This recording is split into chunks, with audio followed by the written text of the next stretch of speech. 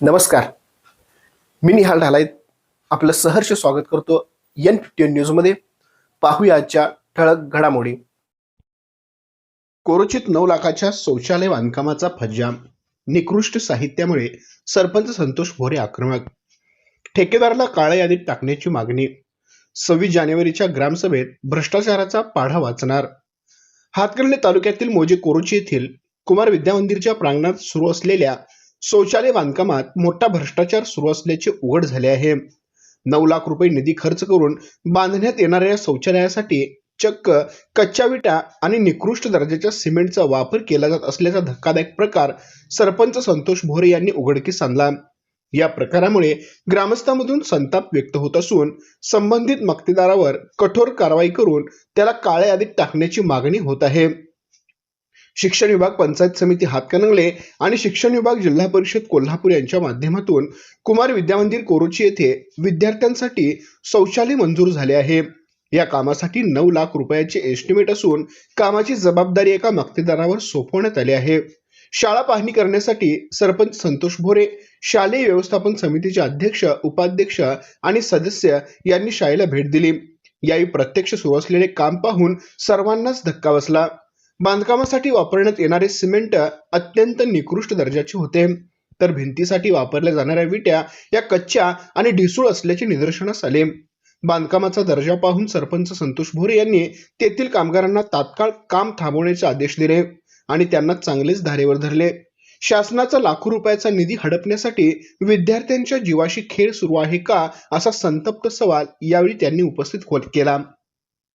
मक्तेदाराने अधिक नफा कमवण्यासाठी अत्यंत हलक्या दर्जाचे साहित्य वापरून शाळा प्रशासनाची आणि शासनाची फसवणूक केल्याचा आरोप त्यांनी केला आहे.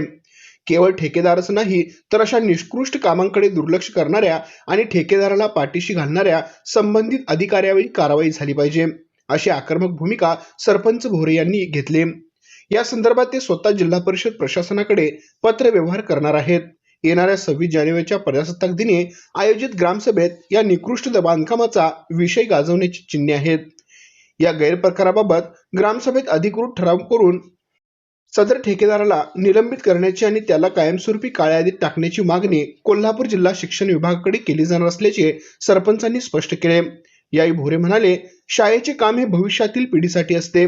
त्यात अशा प्रकारचा भ्रष्टाचार खपवून घेतला जाणार नाही. जोपर्यंत दर्जेदार साहित्य वापरले जात नाही तोपर्यंत काम सुरू होऊ देणार नाही.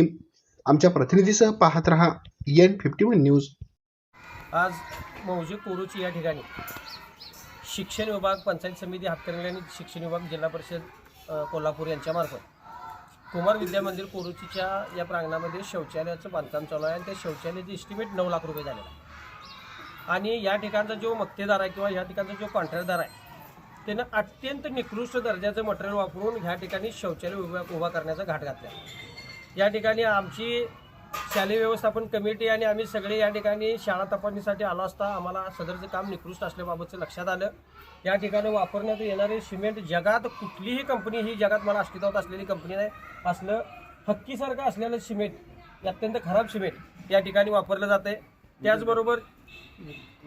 त्याचबरोबर या ठिकाणी वापरलेल्या ज्या विटा आहेत त्या कच्च्या विटा वापरून या ठिकाणी काम काम करण्याचं या ठिकाणी काम केले. ते बघितलं असं तर 1 मिनिटात फुटणारी विटा आहे.